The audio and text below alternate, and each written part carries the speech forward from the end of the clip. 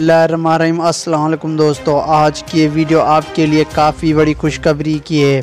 ईद का आप लोगों को बहुत बड़ा तोहफ़ा मिल चुका है क्योंकि शाही फरमान आ चुका है जिसका आप लोगों को इंतज़ार था और टाइम आ चुका है। और फ्लैट्स के हवाले से भी काफ़ी बड़ी खुशखबरी है।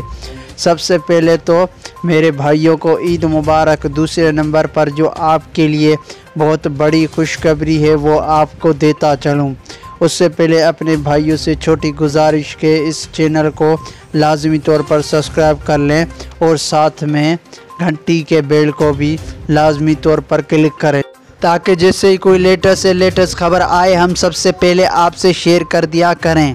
तो शाही फरमान आ चुका है, कामों को तजदीद कर दिया गया है और छुट्टी को भी तजदीद कर दिया गया है 31 अगस्त तक। अगर एक महीने के लिए छुट्टी एक्सटेंड होगी तो उसका मकसद ये होगा पाकिस्तानियों के लिए जो फ़्लैट्स बहुत जल्द खुलने वाली है वो जैसे ही खुलेंगी, क्योंकि बंदों को बहुत लेट हो सकती है तो आप लोग जाते ही अपना वीज़ा तो रिन्यू नहीं करवा सकते, तो इसलिए थोड़ा सा टाइम दरकार होगा। इसलिए एक महीने के लिए छुट्टी और इकामों को एक्सटेंड कर दिया जाएगा।